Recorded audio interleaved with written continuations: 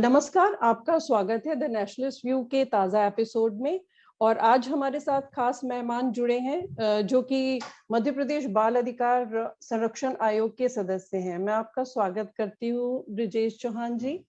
जी नमस्कार। आपसे हम पहले तो ये जानना चाहेंगे कि हमें कानून ने और संविधान ने बच्चों के लिए बहुत प्रोटेक्शन दी है, तो इसमें आयोग की क्या भूमिका रहती है? जी जिन बच्चों को हम संरक्षण देख रेख नहीं कर पाते हैं, उनको उनके अधिकारों से अगर लोग वंचित रखते हैं, समाज वंचित रखता है, शासन वंचित रखता है या कहीं ना कहीं उनकी अनदेखी की जाती है, तब मध्य प्रदेश बाल आयोग का काम शुरू हो जाता है। और मध्य प्रदेश बाल आयोग ऐसे मामलों को संज्ञान में लेके, स्वतः संज्ञान में लेके या समाज के माध्यम से या किसी सामाजिक कार्यकर्ता के माध्यम से या कोई सूचना तंत्र के माध्यम से जिस प्रकार की हम तक उसकी जानकारी पहुंचती है, उसको संज्ञान में लेकर उसको न्याय दिलाने का काम करते हैं, उसके अधिकारों को संरक्षित करने का काम करते हैं। जी, तो इसमें आपकी इकाई हर लेवल पे होती है, स्टेट लेवल, नेशनल लेवल पे, स्टेट लेवल पे, डिस्ट्रिक्ट लेवल पे और जी जी रूरल और अर्बन। तो इसको आप कैसे इसमें कैसे तालमेल और सब रहता है? जी, निश्चित तौर पर राष्ट्रीय बाल आयोग है पूरे देश भर के लिए। जी। अगर हम कहें तो वो पूरे देश भर के मामले अलग अलग स्टेटों के देखता है। प्रदेश स्तर पर हम लोग देखते हैं और डिस्ट्रिक्ट स्तर पर जो हमारे स्टेक होल्डर्स हैं, जैसे कि बाल कल्याण समिति एक न्यायपीठ होती है जो जुवेनाइल जस्टिस एक्ट के अंतर्गत बनी होती है। एक वो होती है जिसके सामने देख रेख यानी नीट एंड केयर का बच्चा पेश किया जाता है जब वो विपरीत परिस्थितियों में होता है, तब की स्थिति में। वहीं महिला बाल विकास हमारा जो मूलतः विभाग है वो पूरी तरीके से काम करता है कहीं ना कहीं। दूसरी तरह चाइल्ड लाइन एक व्यवस्था है जो बच्चों को उस व्यवस्था तक पहुंचाने का काम करती है। एक छोटी इकाई होती है, एक हेल्पलाइन होती है, एक हेल्प स्टेज होती है प्रारंभिक, जिसमें कहें कि कोई भी बच्चा जिसको जरूरत है वो 1098 नंबर डायल करके चाइल्ड लाइन के माध्यम से हम तक पहुंच सकता है, डिस्ट्रिक्ट के प्रशासन तक पहुंच सकता है। तो ये जो 3 कड़ियां होती है और फिर नीचे स्तर पर जो प्रशासन होता है वो अपना काम करता है। तो कहीं ना कहीं हमारा उनमें समन्वय रहता है। अगर हमारे स्तर का जो मामला होता है वो हम तक वो माध्यम, मेल के माध्यम से, सूचना के माध्यम से, फोन के माध्यम से हम तक पहुंचाते हैं तो हम उसको देखते हैं। बाकी जिले स्तर का जो मामला होता है वो जिले स्तर पर ये सब इकाइयां यानी कि जो हमारी जो स्टेक होल्डर्स हैं वो सब देखती है। जी जी। जी, अभी कोविड-19 के दौरान जो सबसे वल्नरेबल हम मानते हैं, बच्चों को मानते हैं, तो उनकी स्थिति मध्य प्रदेश को लेके जो है कैसी रही? जैसे मध्य प्रदेश कोविड के दौरान बहुत से बच्चे अनाथ हुए हैं और उसमें राज्य सरकार की क्या भूमिका रही है मध्य प्रदेश के संदर्भ में? कुछ इस पे अगर आप प्रकाश डाल सकें तो? बिल्कुल। मध्य प्रदेश में अब तक जो आयोग ने जानकारी जुटाई है उसमें ऐसे बच्चे जिनके माता और पिता दोनों खत्म हो गए हैं, यानी दोनों का असमय कोरोना महामारी में निधन हो गया है, ऐसे बच्चों की संख्या लगभग 1000 के आसपास है।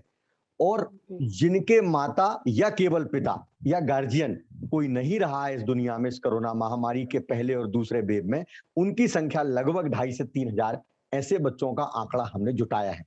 मध्य प्रदेश सरकार की जहां तक बात है, उन्होंने इस मामले को बहुत गंभीरता से लिया है। हमारे संवेदनशील मुख्यमंत्री ने त्वरित निर्णय करके 5000 रुपए की पेंशन राशि उन बच्चों के लिए स्वीकृत की है, कोविड बाल कल्याण योजना के नाम से ये योजना बनाकर, जिसके माध्यम से वो जो अनाथ बच्चा जो कोरोना में अनाथ हो गया है, एक अभी मतलब 1 अप्रैल के बाद जो स्थितियां सेकेंड वेव के बाद बनी, उसमें उन बच्चों के लिए 5000 रुपए पेंशन राशि स्वीकृत की गई है, जो कि उस बच्चे को, अनाथ बच्चे को जिसके माता पिता इस दुनिया में कोरोना महामारी में नहीं रहे, उसको मिलेगी।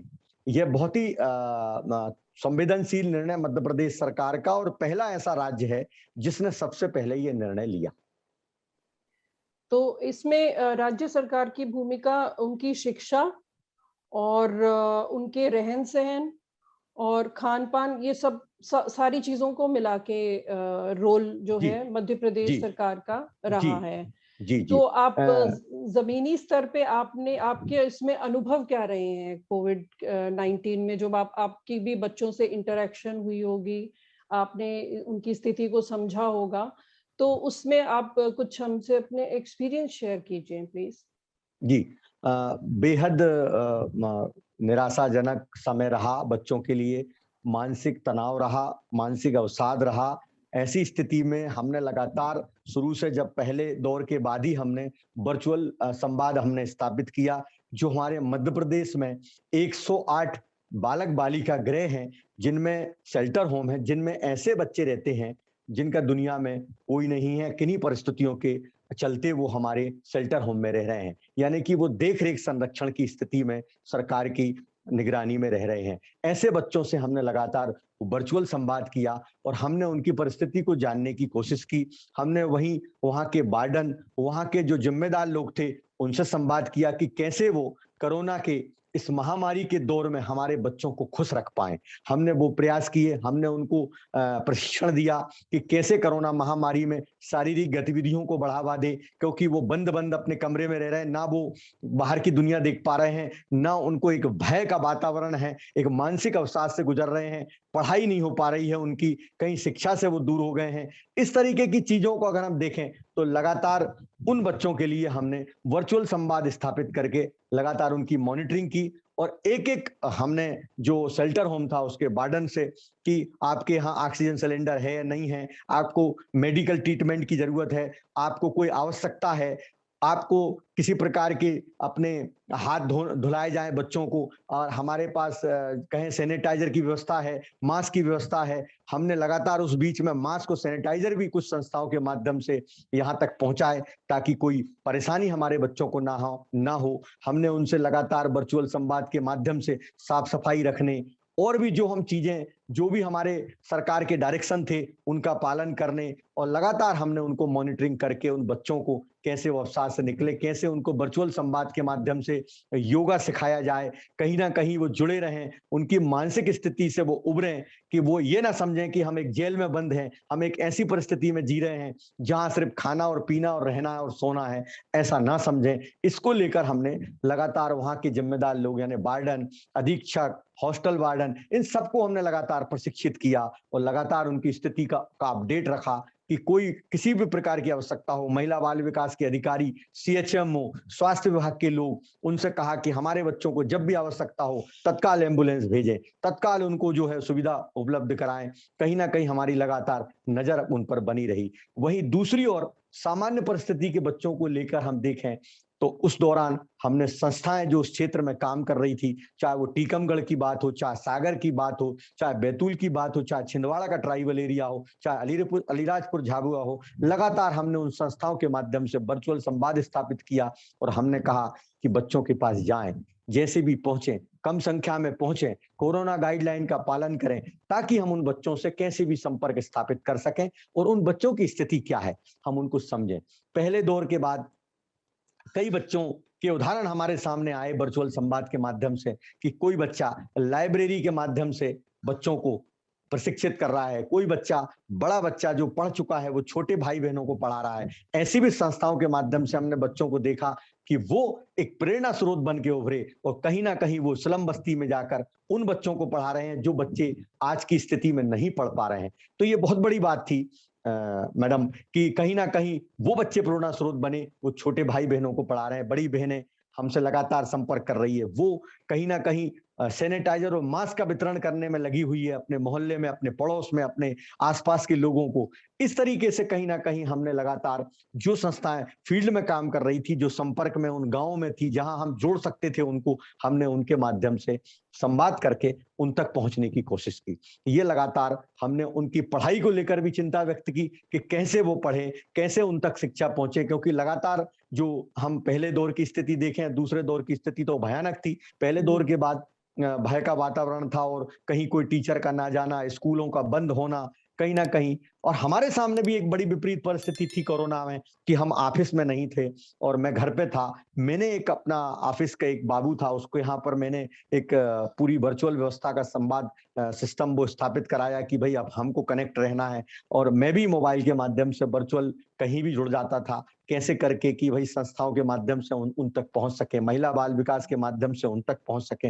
हमारे नीचे के स्टेक होल्डरों की मैंने लगातार जो है वो वर्चुअल मीटिंग स्थापित की, चाहे वो CWC हो, चाइल्ड लाइन हो, चाहे वो हमारे नीचे के आंगनवाड़ी कार्यकर्ता हो, कहीं ना कहीं उनसे हम जुड़ने की कोशिश करते रहे इस दौरान कि उनको भी एक संबल मिले, उनको भी एक हिम्मत पैदा हो। जी जी, इस तरीके से हमने पूरा कोरोना काल में हमने बच्चों की स्थिति जानने का एक प्रयास किया। जी जी जी। ये तो कोविड-19 का जो विषम परिस्थिति और मतलब महामारी का टाइम था। जब नॉर्मल टाइम में आप जब आपका ये निरीक्षण भी एक ज़मीनी तौर पे आप निरीक्षण भी करते होंगे, चाहे वो सरकार की योजनाओं को लेके हो, चाहे वो आप देखना चाहते हैं कि जिला ज़मीनी स्तर पे कितना काम हो रहा है और कैसे हो रहा है, क्या योजनाओं का जो लाभ है वो बच्चों को मिल रहा है। तो इन सब में आप जब आप ज़मीनी निरीक्षण के लिए जाते हैं, तो ऐसी कौन-कौन सी खास बातें हैं जो आपको ध्यान में हैं अभी जो आती हैं? चाहे वो शिक्षण संस्थान हो, चाहे वो मदरसे हों, बाल गृह हों, और कुछ उसके हमें कुछ की टेकअवेज़ बताइए जिससे हम अंदाज़ा लगा सकें कि मध्य प्रदेश पे बाल अधिकारों को लेकर जो है चुनौतियाँ क्या हैं और बाल आयोग कैसे अपना इसमें योगदान दे रहा है? जी कोविड के जी बिना जो। जी जी, निश्चित तौर पर मैंने अब तक मध्य प्रदेश के लगभग 25 जिलों का निरीक्षण मैं कर चुका हूँ। जी, और इन 25 जिलों के निरीक्षण के दौरान, चाहे वो ट्राइबल जिले हों, चाहे वो सामान्य जिले हों, हमारा एक ही उद्देश्य रहता है कि जब हम निरीक्षण करने जाते हैं तो हम ये देखते हैं कि हमारे जो बच्चे हैं, 2 प्रकार के बच्चे हैं। एक तो वो बच्चे जो हमारी व्यवस्था के तहत रह रहे हैं, एक वो बच्चे जो सामान्य परिस्थितियों में स्लम एरिया में या ट्राइबल में अपना सामान्य जीवन जी रहे हैं, तो उनको किस तरीके की दिक्कतें हैं और इनको किस तरीके की दिक्कतें हैं। तो हम दोनों प्रकार की चीजों से जुड़े हुए संस्थानों में जाते हैं। एक हमारी सामान्य हॉस्टल होती है, छात्रावास होता है, जिसमें सरकार की तरफ से बच्चे पढ़ते हैं। विशेष तौर पर अनुसूचित जाति छात्रावास हो, आदिवासी छात्रावास हो, कन्याओं का छात्रावास हो, या हमारे जो बाल गृह हो, वो मदरसे हों, जहां-जहां बने हैं। तो कहीं न कहीं हम ये देखते हैं कि हमारे बच्चों को जो सरकार ने सुविधा प्रदान की है, क्या वो उन्हें प्राप्त हो रही है या नहीं हो रही है। पहली प्राथमिकता हमारी ये है कि उनको वो सुविधाएं जो सरकार ने दी है, वो उनको प्राथमिकता के आधार पर मिलनी चाहिए। यानी कि वो शेल्टर होम में केवल खाने और रहने और सोने के लिए नहीं आए हैं। उनका जीवन उस विशेष परिस्थितियों में कब कैसी स्थिति में वो यहाँ रह रहे हैं, तो उनकी काउंसलिंग भी हो, उनकी मनःस्थिति को भी समझा जाए कि वो क्यों ऐसी उन्होंने, यानी कि सपोज करें तो नीट एंड केयर में ज्यादातर टीनेजर बच्चियां, हमारी किशोरी बच्चियां किसी लड़के के साथ, किसी बड़े पुरुष के साथ भाग जाती हैं, और जब वो लौट के आती तो विपरीत परिस्थितियों में होती है, और उस समय उसके माँ-बाप बिल्कुल उसे छोड़ चुके होते हैं और देखते तक नहीं है और कहते हैं कि हम इनको नहीं ले जाएंगे। उस परिस्थिति में वो बच्ची हमारे पास रह रही होती है, तब हम उनकी काउंसलिंग भी करते हैं। उस माता-पिता से जोड़ने का प्रयास करते हैं कि देखिए, उस बच्ची से जो गलती हो गई है, उसे गलती मानकर अब आगे उसके जीवन को सुधारने का प्रयास करें। कैसे हम इसको पारिवारिक पुनर्वास कराएं, ये हम देखते हैं। हम लगातार उन संस्थाओं में विजिट करते हैं जहां उन बच्चों को खाने, पीने, रहने की सुविधा कैसे मिले। उस दौरान कई चीजें हमारे सामने आती है, वो गलत भी होती है, अच्छी भी होती है। जो गलत होती है उसको हम सुधारने के निर्देश देते हैं। तत्काल हम वही कोशिश करते हैं कि शासन प्रशासन अवेयर रहे और पुरानी गलतियों को और ज्यादा बड़ी गलतियों को नजरअंदाज भी नहीं करते हैं। उसमें हम कहीं ना कहीं हमने जो है वो दंड भी हमने उन लोगों को दिया है।